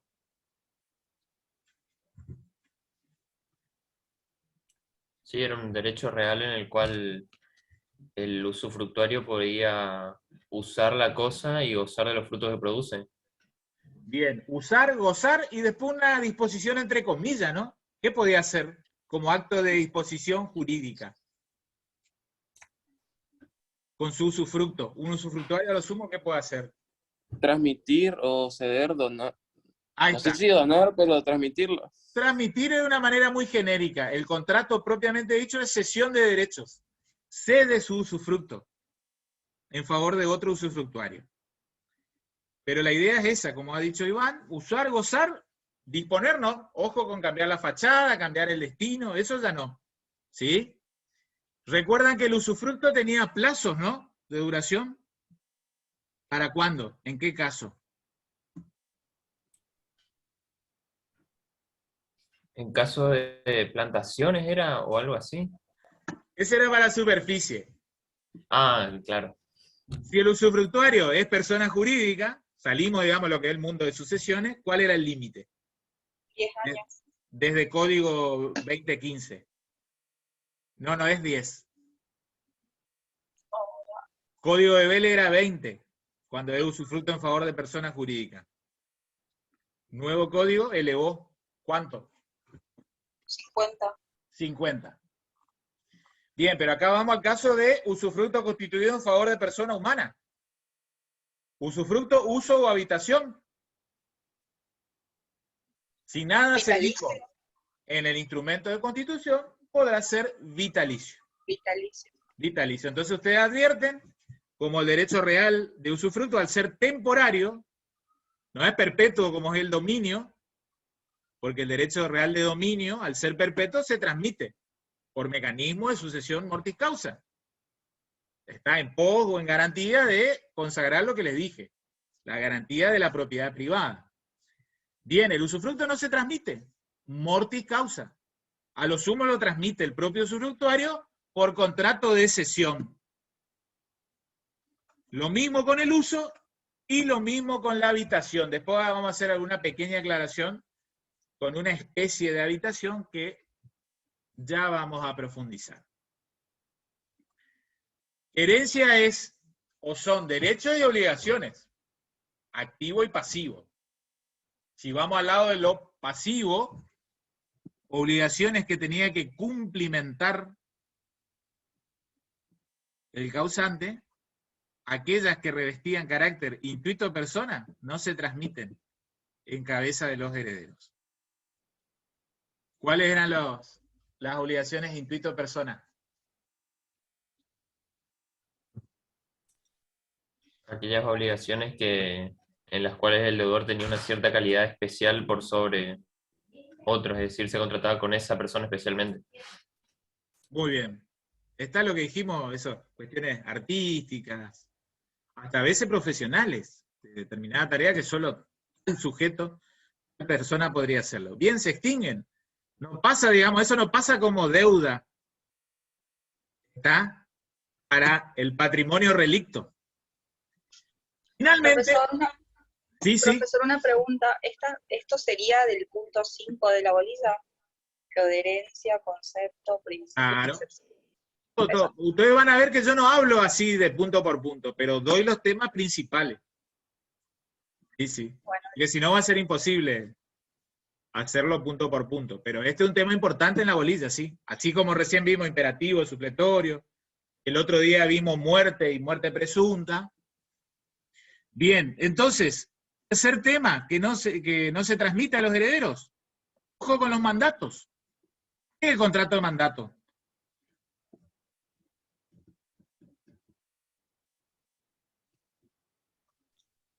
¿Está ahí por contrato? ¿Recuerdan? Tengo una idea, pero no sé cómo definirlo. O sea, ¿Cómo expresarla? A ver, con tus palabras. y es cuando una persona, bueno, contrata a otra que va a ser, o sea, tenés el mandante para hacer determinados actos. Algo Bien. así, pero Bien, bien. Nombre y representación de otra. Igual no es de la esencia del mandato la representación, pero tradicionalmente uno otorga un mandato para que aquel otro, nombre y representación de uno, ejerza el encargo. Los efectos del acto celebrado, ¿sobre quién recaen? ¿Sobre mandante o mandatario? ¿cómo? Cuando el mandatario va y celebra el acto que nosotros le encargamos. Los efectos del sobre acto el celebrado. mandante. Sobre el mandante. El mandatario no es parte en esa relación jurídica, formalizada. ¿Está? Bien, ojo que los mandatos se extinguen con la muerte. Si uno otorgó un mandato, se extingue con la muerte. Regla general, ¿sí? Salvo que haya sido conferido como apoderamiento especial irrevocable o como poder especial irrevocable. ¿Sí? Ahora no puedo proyectar el código, tampoco tengo en versión física, pero es allá por el artículo 383, 384 del código. Después péguenle un vistazo. Ojo que ese es un mandato que, a pesar de que murió el mandante, se puede seguir ejecutando. ¿Escucharon eso alguna vez? ¿O hablaron algo en contrato de eso? ¿No les suena? Bueno, de a poquito, esto es muy, no le digo habitual, pero es un caso típico de escribanía. El otorgamiento de un poder especial irrevocable. Un poder en donde el poderdante, por así decirlo, el mandante, otorga en favor de otro, y ese mandato, apoderamiento, puede ser ejecutado inclusive después de la muerte del poderdante. Entonces ven ahí como la muerte no lo extingue. Es muy particular. Sí, sí. Generalmente, yo trabajo en una inmobiliaria, generalmente se da para el poder para escriturar. Claro. El vendedor vende su casa por boleto, ya cobró el precio, 100%, ya entregó posesión. Está faltando solo que se haga la escritura. Entonces, la legislación, el código permite que una persona otorgue un poder especial irrevocable. ¿Irrevocable por qué? Porque evita que el vendedor diga, yo te revoco el poder, porque por voluntad siempre se puede revocar. No va a poder revocar sin justa causa. Y eventualmente cubre la muerte del poderdante. Porque el derecho dice, qué macana, dice, qué picardía sería que no se pueda escriturar. Él ya cobró, ya entregó posesión, está totalmente desinteresado. El comprador está interesado en hacer su título. Entonces el código dice, bien, hagamos su título. Para esa sola gestión, es para un acto determinado. Y ese apoderamiento tiene que ser otorgado a su vez por un tiempo determinado. No puede ser in eternum. Tiene que tener un plazo determinado. Y para un negocio especial. ¿Se entiende más o menos? ¿Cuándo subsiste, a pesar de la muerte, el mandato o apoderamiento?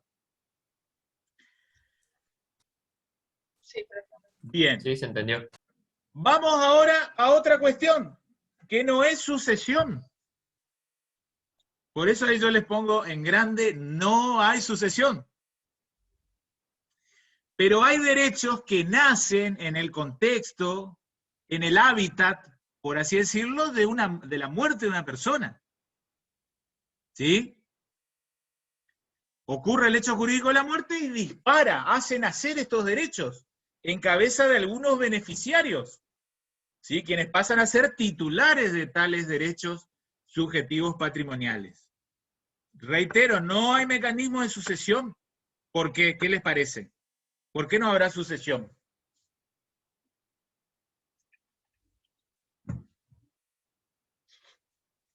Por ejemplo, en un seguro de vida. Una persona tiene un seguro de vida y tiene como beneficiario a X persona. Muere. El hecho jurídico de la muerte hace nacer ese derecho subjetivo patrimonial en cabeza del beneficiario de la indemnización de vida. Riesgo muerte en este caso. No hay sucesión porque no hay transmisión. Ese derecho subjetivo patrimonial no estaba en el patrimonio del causante, sino que la muerte del causante hizo nacer ese derecho en cabeza del beneficiario. No hubo transmisión. No hubo transmisión mortis causa. No hubo transmitente y adquirente, en definitiva. ¿Sí? Causahabiente, derecho habiente, no hubo. El derecho nació en cabeza del beneficiario con la muerte, a partir de allí. ¿Está? Pero, ojo, porque probablemente eso va a haber que tramitar en el contexto de un proceso sucesorio. Otros derechos, ¿está? Y acá empezamos a meternos con el tema de convivencia, ¿sí? Unión convivencial. Primero vamos al clásico, derecho real de usufructo, vitalicio y gratuito en favor del cónyuge supérstite. Acá tampoco hay sucesión. Ese derecho de usufructo, derecho subjetivo patrimonial, no estaba en cabeza del causante. La muerte hace nacer, es la causa fuente de ese derecho subjetivo patrimonial. Nace en cabeza, supongamos, del cónyuge supérstite. Pero ojo con las características de ese usufructo, cuando es en favor de un cónyuge, sea este varón o mujer. Va a haber una característica común, luego vamos a ver con el de conviviente. Es un usufructo gratuito. El supérstite no tiene que pagar un alquiler o un canon a los herederos para vivir en ese inmueble, para morar, para usar y gozar. En eso consiste el usufructo. Y es un usufructo vitalicio. Tiene derecho a vivir, ¿sí?, hasta el final de sus días. En el caso de cónyuge supérstite. ¿Por qué les dije que acá es que se empieza a entrelazar la cuestión de los derechos hereditarios del conviviente, del concubino? El que era ajeno a la materia de derecho sucesorio dijo, acá vino el primer guiño. Este es el primer gran reconocimiento de derecho, a decir de ellos, para el conviviente. Reafirmamos y ya anticipamos la conclusión. El conviviente supérstite en la Argentina no posee derecho hereditario. El que era ajeno a sucesión dijo, no, che, mirá que el 527, anoten que ese es el artículo para conviviente, después lo leen, el de usufructo de supérstite cónyuge, no me acuerdo, después lo verificamos. Le decía, en caso de conviviente supérstite, dijeron, che, mirá, ese derecho nace en el contexto de un sucesorio. Y entonces, el que es más específico en la materia le dice, sí, es como bien vos decís, en el contexto de un proceso sucesorio, pero no hay mecanismo de sucesión mortis causa, no es un derecho hereditario. El conviviente supérstite no hereda el derecho de usufructo. Nace en su cabeza con motivo de la muerte de su otro conviviente. Les decía, hay una nota en común con el derecho de usufructo. En realidad les dije mal, es más que usufructo, es habitación. Disculpen, ahí hay que hacer una corrección en la plaquita. Cuando la suba al aula va a estar correcto. Derecho real, en el caso de cónyuge, es derecho real de habitación, vitalicio y gratuito. Y en el caso de conviviente, es derecho de habitación gratuito, pero no vitalicio, sino con un límite temporal. ¿Cuál es? 2 años contados desde la muerte del otro conviviente. ¿Está? Vuelvo a reiterar, disculpen ahí, tenemos que corregir la cuestión de habitación. ¿Sí? Está errada la placa. Tanto en el caso de cónyuge como de conviviente supérstite, hablamos de habitación. En el caso de cónyuge, derecho de habitación, vitalicio y gratuito. Y en el caso de conviviente supérstite, derecho de habitación gratuito, pero con límite temporal, 2 años. Luego hay otras condiciones que con el correr de las clases iremos profundizando. Pregunto, ¿les parece que está bien que la legislación haga esta discriminación? Al menos en ese derecho concedido al conviviente. ¿Está bien que la habitación sea vitalicia y gratuita para el cónyuge y sea limitada a 2 años para el conviviente? ¿Qué les parece? Con esto vamos cerrando la clase de a poquito. Pregunto, como opinión, ya estamos sobre el cierre, estamos cansados, pero simple opinión, ¿qué les parece? Y yo diría que en cuanto a la relación entre esposo y esposa y convivientes, hay un vínculo sentimental y bueno, la diferencia es que uno está más formalizado que el otro. Me parece bien por un lado de que le otorgan al conviviente un determinado plazo antes de tener que sacarlo, por así decirlo, del último domicilio convivencial, pero yo por lo menos ahora no encontraría un fundamento de por qué se hace esta discriminación. Ya que le otorgaron pareciera que le hubiesen dado vitalicio, ¿no? Al conviviente. Sí, por eso, aunque posiblemente pueden haber alguna causal de, por ejemplo, si uno de los convivientes tenía hijos y por así decirlo era una familia ensamblada y no se llevan bien, puede ser por eso o por otra cosa. Después cuando la clase que viene vamos a retomar con este tema, vamos a leer los dispositivos, digamos, comparar un artículo con el otro. Y después vamos a ver que para conviviente inclusive hay otras causales que hacen extinguir su derecho. Si contrae nueva nupcia, o contrae una nueva, no contrae, sino que forma nueva unión convivencial, también ya se extingue antes de los 2 años su derecho O tiene a otra residencia. cosa que no está en el que es para cónyuge. Entonces la legislación hace una discriminación allí. En general, vuelvo a meter una vez más la pregunta para ir viendo si van formando opinión y demás. ¿Están de acuerdo en que habría que conceder derecho hereditario al conviviente? ¿O les Para mí parece? sí, profe, porque actualmente cada vez se casan menos parejas. Yo lo veo, por ejemplo, en mis padres que están hace 17 años en pareja con sus actuales parejas. Uy, se me fue. Se cortó la señal, se cortó el Zoom. Profe, Sí, para pero mí es sí, cierto eso. pero tendría que existir para mí un plazo de convivencia bastante extenso, por ejemplo, no sé, 10 años, por ejemplo, porque si en 2 años... Para que hagan hacer a su vez derecho hereditario. ¿Vos decís, Mariela? Sí, para mí.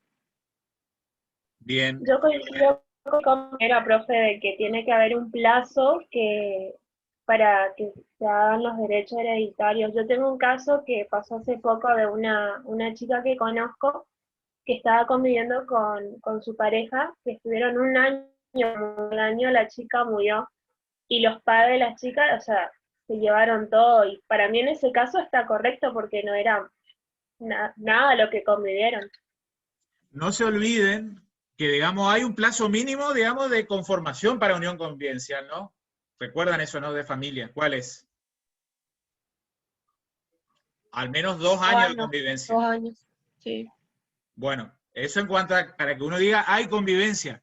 Pero entiendo como que van en la idea de que aparte de que hay convivencia, ustedes pedirían un plazo mínimo, a su vez, un plus mayor de convivencia. Como dicen por ahí, parejas convivientes de más de 10 años nace el derecho hereditario. ¿Por ahí va la idea? Sí, algo así, profe. Algo así. Bueno, vean, me parece que creo que en esa inteligencia habría que ir trabajando con posteriores reformas. A hoy en Pero día no hay derecho hereditario. Pero lo mismo, profesor, en el caso del cónyuge que tiene habitación vitalicia, Si, por ejemplo, mi papá se casa con una persona joven, más joven que yo, está casado y tiene un solo bien, nunca voy a heredar. O sea, también hay una discrepancia en cuanto a la habitación vitalicia por parte del cónyuge, porque se estaría privando a todos los herederos de su derecho de heredar. En realidad no es que el bien se discute, inclusive, el bien es heredado. El tema es lo siguiente, se discute si puede ingresar o no a una partición. Y no se olviden que al haber habitación, en cabeza del heredero, en todo caso, está la nuda propiedad. ¿Se entiende, no? No es que se les prohíbe heredar. Claro, pero nunca Hasta vas a puede poder haber disparar. partición, pero ustedes tienen que tolerar la habitación de tal persona. ¿Se entiende?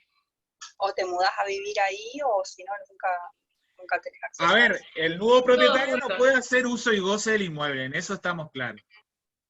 ¿Sí? Pero bueno, ven ahí cómo empiezan a plantearse y medio como que uno empieza a personalizar en casos parecidos, ajenos, similares, esta cuestión. Cierro y reitero algo que dije en la clase anterior, ¿sí? Me parece que algo hay que empezar a regular. Vamos a seguir trabajando esto, pero yo ya les anticipé que, por ejemplo, en Chile, Uruguay, Paraguay, y ni que hablar en Brasil, los convivientes están consagrando, están recibiendo protección. Por ejemplo, en Uruguay y Paraguay, una protección por encima de lo que es el derecho nacional, que no equipara al cónyuge. ¿Sí? Pero en Brasil hubo un caso en el año 2017, así como en Argentina está la Corte Suprema de Justicia de la Nación, en Brasil hay un organismo que se llama el STF, Superior o Supremo Tribunal Federal. Ellos tienen un control de constitucionalidad distinto al nuestro.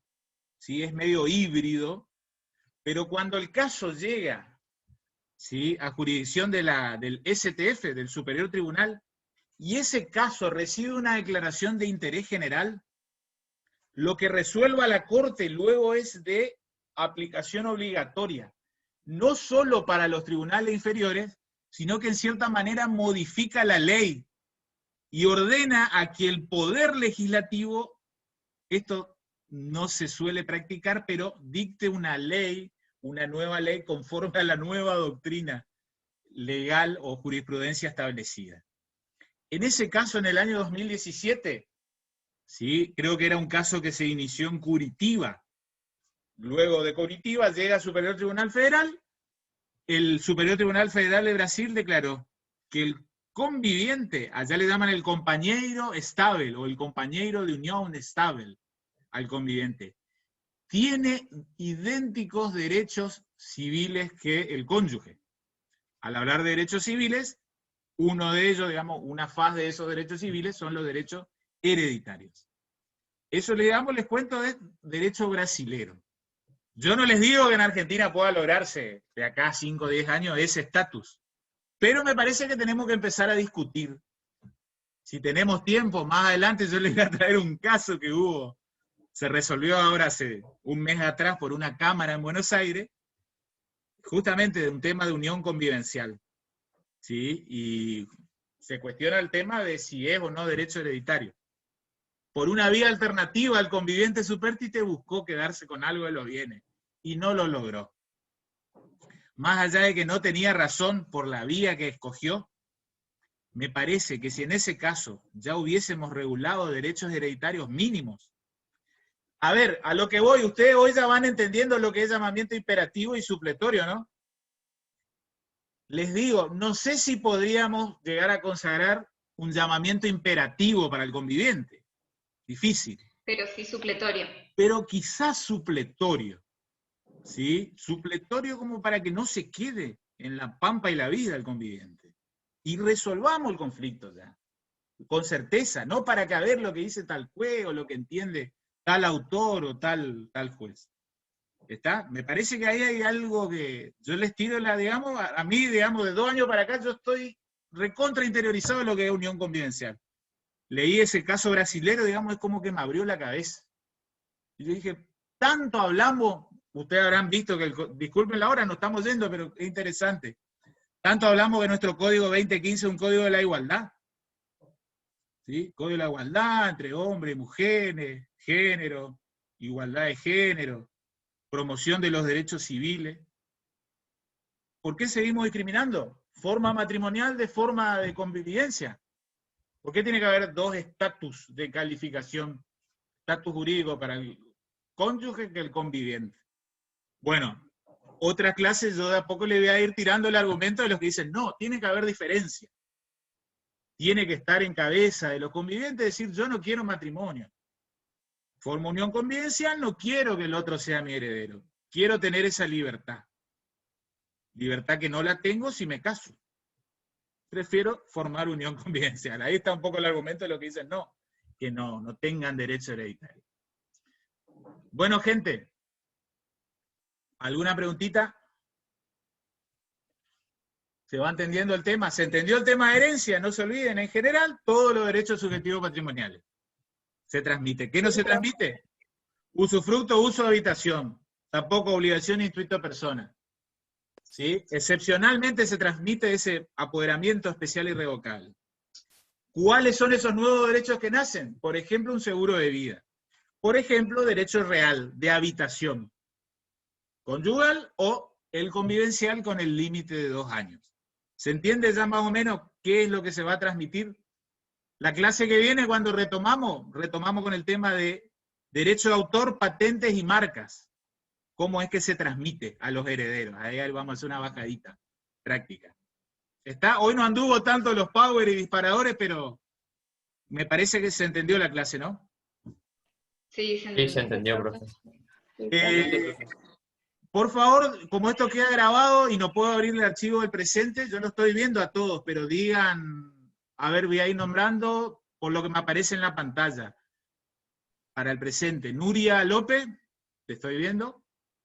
Iván Kerber, está presente. Ornella Fase. Presente. Veo Fabricio Labat. Micaela Jiménez veo también. Presente. Mariela Casino. Mariela estaba, porque recién había opinado, creo, ¿no?